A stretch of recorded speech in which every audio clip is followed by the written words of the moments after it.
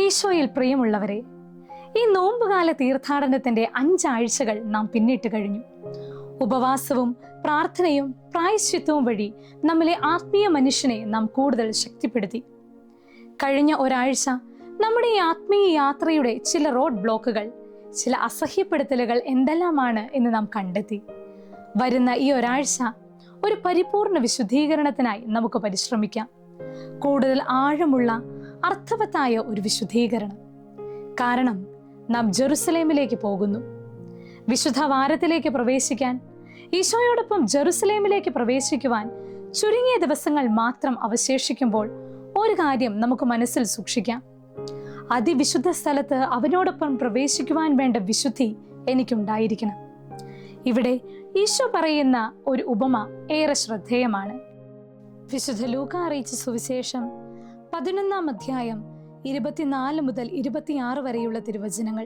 അശുദ്ധാത്മാവ് ഒരുവനെ വിട്ടുപോയാൽ വരണ്ട സ്ഥലങ്ങളിലൂടെ ആശ്വാസം തേടി അലഞ്ഞു നടക്കും. കണ്ടെത്താതെ വരുമ്പോൾ അവൻ പറയുന്നു, ഇറങ്ങിപ്പോന്ന ഭവനത്തിലേക്ക് തന്നെ ഞാൻ തിരിച്ചു ചെല്ലും. തിരിച്ചു വരുമ്പോൾ ആ വീട് അടിച്ചുവാരി സജ്ജീകരിക്കപ്പെട്ടതായി കാണുന്നു.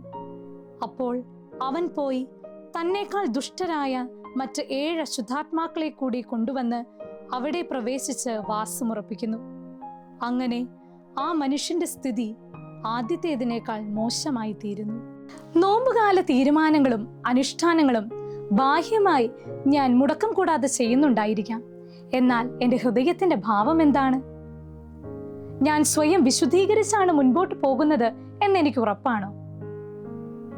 ഞാൻ പുറത്താക്കിയ അശുദ്ധാത്മാക്കൾ വല്ലതും തിരികെ വരുവാനുള്ള സാധ്യതകളുണ്ടോ? അതോ 7 പേരോടൊപ്പം അത് എന്നിൽ തിരികെ പ്രവേശിച്ചത് ഞാൻ അറിയാത്തതാണോ? എൻ്റെ ഹൃദയത്തിൽ ഈശോ അല്ലാത്ത എന്തിനെങ്കിലും ഞാൻ സ്ഥാനം കൊടുത്തിട്ടുണ്ടെങ്കിൽ അത് തിരിച്ചറിഞ്ഞ് തിരുത്തി മുൻപോട്ട് പോകുവാൻ ഇതാ ഈശോ എന്നെ ക്ഷണിക്കുന്നു. നമുക്ക് കണ്ണുകൾ അടയ്ക്കാം. ശ്വാസോച്ഛ്വാസത്തിലൂടെ നമ്മുടെ ശരീരവും മനസ്സും ആത്മാവും നമുക്ക് സ്വസ്ഥമാക്കാം. എൻ്റെ ഉള്ളിലും ചുറ്റിലുമുള്ള ദൈവിക സാന്നിധ്യത്തെക്കുറിച്ച് അവബോധമുള്ളവളാകാം. ഇതാ ഈശോ എൻ്റെ ഹൃദയത്തിൻ്റെ വാതിലിൽ മുട്ടുന്നു. ഒത്തിരി സ്നേഹത്തോടെ ഞാൻ ആ വാതിൽ ഈശോയ്ക്കായി തുറക്കുന്നു. ഏറെ ദാഹത്തോടെ ഈശോ എൻ്റെ ഹൃദയത്തിലേക്ക് നോക്കുന്നു. എൻ്റെ ഹൃദയം മുഴുവനായും ഈശോയ്ക്ക് വേണം, മുഴുവനായും അവന് കൊടുത്തു എന്ന് ഞാൻ അവകാശപ്പെടുന്നുണ്ട്. പക്ഷേ ഈശോ സംതൃപ്തനല്ല. അവിടെ മറ്റു പലതും അവിടുന്ന് കാണുന്നുണ്ട്. ശരിയാണ്, ഞാൻ അടിച്ചുവാരി വൃത്തിയാക്കി. എന്നാൽ ചപ്പുചവറുകളിൽ എന്തൊക്കെയോ ഒരു മൂലയിൽ ഞാൻ സൂക്ഷിച്ചിട്ടുണ്ട്. ഈശോ എന്നെ നോക്കുന്നു. അതും കൂടി എനിക്ക് തന്നുകൂടെ? നീ എന്നിൽ നിന്ന് മറച്ചു പിടിച്ചിരിക്കുന്ന, നിസാരമെന്ന് കരുതി മാറ്റിവെച്ചിരിക്കുന്ന ആ സമ്പാദ്യം കൂടി നീ എനിക്ക് വിട്ടുതരില്ലേ? അങ്ങനെയെങ്കിൽ നീ മുഴുവനായും എൻ്റേതു മാത്രമായിരിക്കും, ഞാൻ നിൻ്റേതും. നാം ഒരുമിച്ച് ജെറുസലേമിലേക്ക് പ്രവേശിക്കും. എൻ്റെ മഹത്വത്തിൽ നീയും പങ്കാളിയാകും.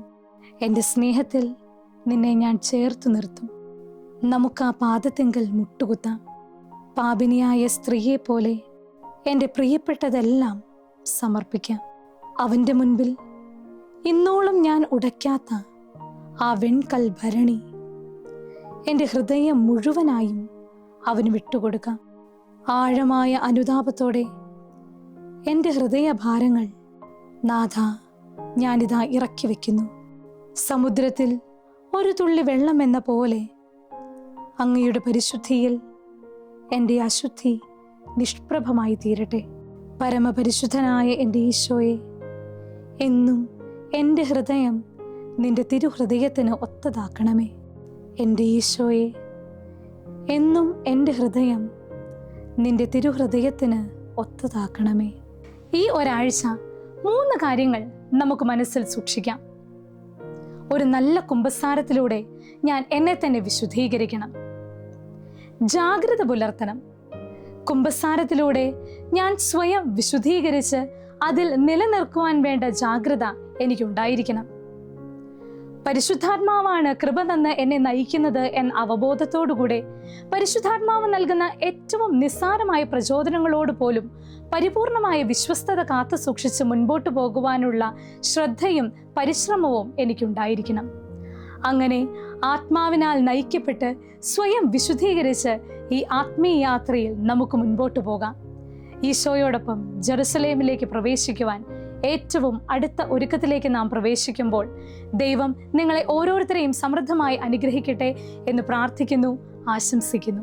നന്ദി.